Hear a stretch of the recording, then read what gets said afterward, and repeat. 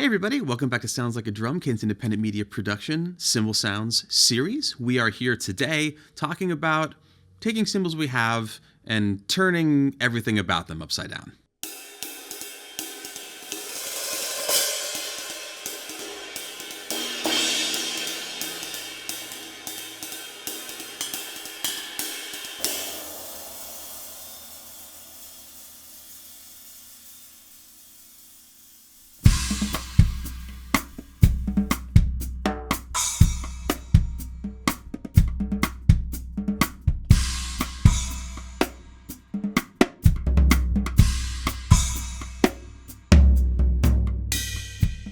As you may see in front of me, I do mean that literally. We are experimenting with inspiring ourselves by flipping the orientation of several different sorts of cymbal on the kit to discover if they sound different, if they behave different, and what that's going to inspire in our playing. Real quick, in terms of terminology, and especially because there are a lot of people making cymbals these days, and there are a lot of custom and sort of one-man shop operations that are online and involved in the forums and things, the term inverting a cymbal can mean turning it over on the stand. It can also mean physically bending the cymbal into a different shape, whether to change the sound or for construction purposes. We are not physically inverting any of these cymbals individually. We are just flipping the orientation on the stands, but I will use the term inverted for the situations where I'm describing how they are now set. The most common candidate in my experience that you'll see in cymbal setups as being one way or the other, kind of 50-50, is China cymbals. This can also include swish cymbals or other cymbals of that variety that have a lip that's turned up away from the direction of the rest of the bow. There are lots of reasons that a person might do this depending on the sound that they're looking for, the type of music that they're making, or how much maybe versatility they need out of that cymbal versus one that they're using just for a single kind of accent purpose. Today we're taking this idea that these cymbals are usable in both iterations of mounting over to the furthest thing that we could think of from China, which is actually a ride cymbal. If you're into Eric Harlan's playing, you may have noticed on his Instagram and other places that he has started experimenting with taking a traditional ride cymbal and just turning it over on the stand. So we went into that today, as well as everything else we have on the setup, just to kind of see what we could get out of them. So we're going to kick off with the ride cymbal, and first we're going to hear it in its normal mounting position, and then we're going to flip it over.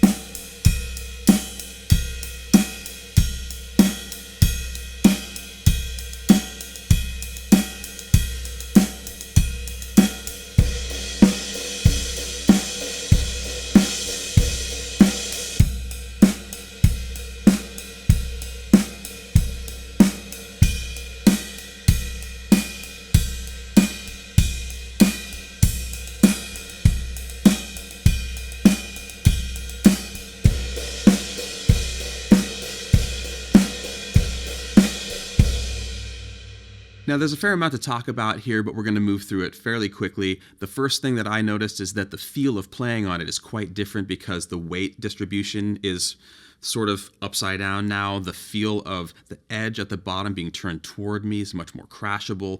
The bell in the case of this cymbal is actually much brighter and clearer when I play the cup of it right up in there next to the felt, which is actually very easy to do, very comfortable. And in terms of the ride cymbal, just playing with the stick on the flat of the cymbal itself, it feels dry, it feels comfortable, it feels very articulate, and then because, again, it is inverted, if I want a very explosive crash, the edge is available and I can dig into it really easily and blow the whole thing up.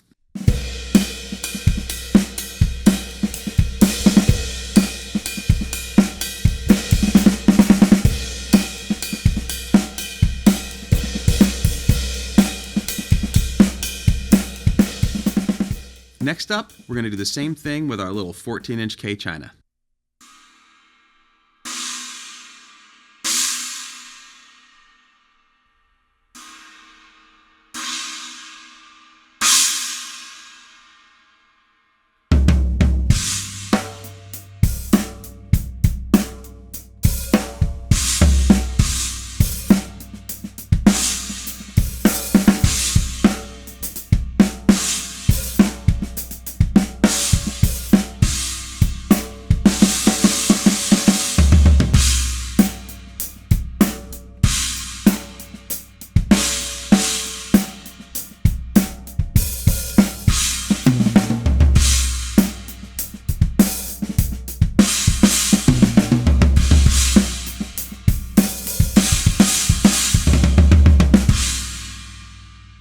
Now, with a smaller china like this, it's unlikely that a person would be thinking of it as an alternative ride cymbal as maybe a 22 might be. So both mounting scenarios for one of this size, I would be thinking of as an accent cymbal. And the special thing about a china is that because the edge is flanged the way that it is, you do get very different edge articulation with the stick depending on which way it's mounted. If it's mounted in what we will call traditional, which is with the bell facing upward and the flange also facing upward, you get very immediate, crispy attack on that sharp edge, which on the other hand is probably going to shred your sticks pretty quickly. Comparatively, if we flip it over and have that rounded edge to strike, there's a much more warm attack, the bloom is a little bit slower, and that's the sound that I tend to associate with the china that I would use for accents.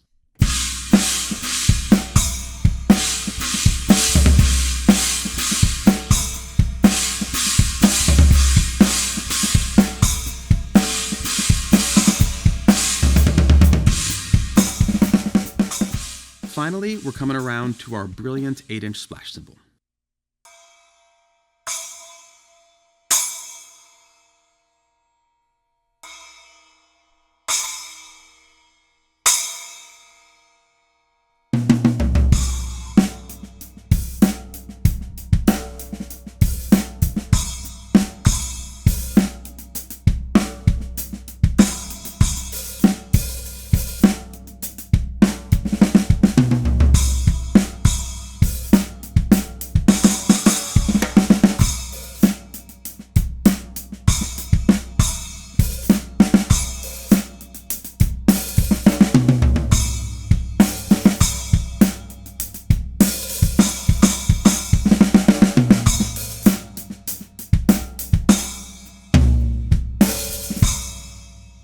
For fans of anyone from Carter Beauford to Dave Weckl to, gosh, lots of people, an inverted splash either above a traditional splash or maybe on top of a crash cymbal as just an added accent is fairly common to see in larger setups and also in people's setups that are coming from a percussion-y background more so than drum set, which I always love. When you invert a splash cymbal, the sound difference is not dramatic, but it does give you the opportunity to place it onto your kit without adding another stand, which is lovely. Something to definitely think about, though, with this is that if you cinch them down super duper tight, which is common to do, you are risking damage to the sticks. You're definitely risking damage to that cymbal, and frankly the cymbal underneath as well, because anytime that we're cinching them down that tight, especially with smaller cymbals that we're going to be striking hard for accents, they need to be able to move and receive all of that energy without getting it compressed into the metal and resulting in cracks.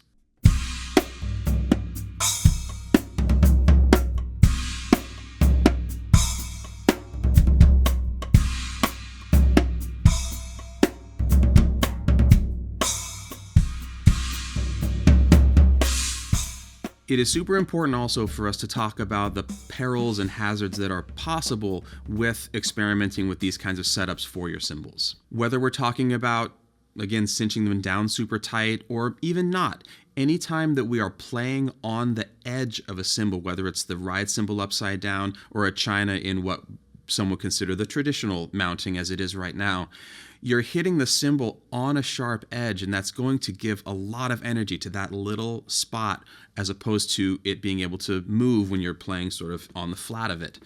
This is a possibility for cracks. Again, it's a possibility for dramatic damage to your sticks. And it doesn't sound great to really smash that sharp edge. Oftentimes it's a little bit brittle, it's a little bit abrupt. So if we're going to mount them in this manner, paying attention to, again, not cinching them down too tight and being careful that we're not really laying into those sharp edges as hard as we can is going to give us more life in those cymbals. A secondary reason to not cinch them down super tight, especially with regards to the inverted ride cymbal, is that we do still want it to be able to move when we're crashing into it. So it's actually not super tight in those felts. It's hanging against them, which is giving us some of that dryness, but it's not cinched down super tight so that when I do crash into it or play into the bell, that's not getting suppressed by the wing nut. Incidentally, and this had not occurred to me, you could definitely, if you're feeling real wild, get into the top of it, which I have seen actually people do with super vertical chinas and things like that as well, that can be both theatrical and awesome looking and also a really different sound than playing from the bottom.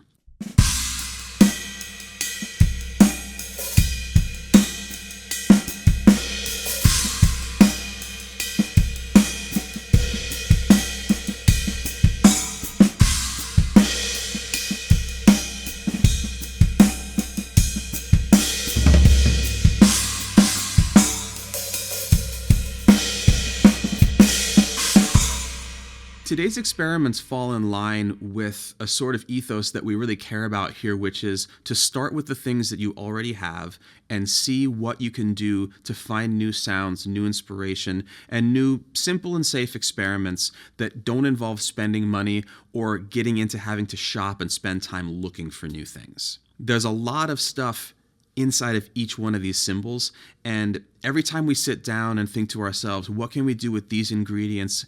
The kitchen analogy comes again. There's a lot of different ways to cook one dish with the same spices. There's ratios, there's a lot of ways to look at it. And even having a small number of cymbals, there's a lot of opportunity to get them to behave in either a subtly different way all the way over to a dramatically different way. All of these things can take us in a new direction, expand our ears, and become an opportunity for inspiration with, again, not spending a ton of money, not spending a bunch of time shopping, not spending a lot of time in front of a screen shopping that way. Instead, learning everything about these members of our family that are already here with us.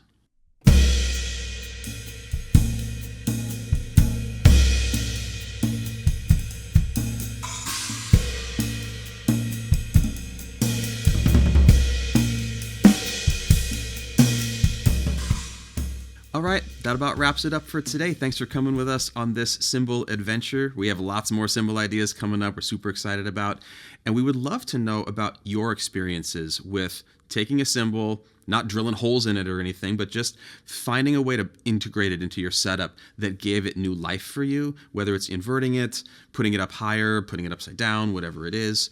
Because again, this all speaks to the ability that we have to interact with these things and find something new in something old.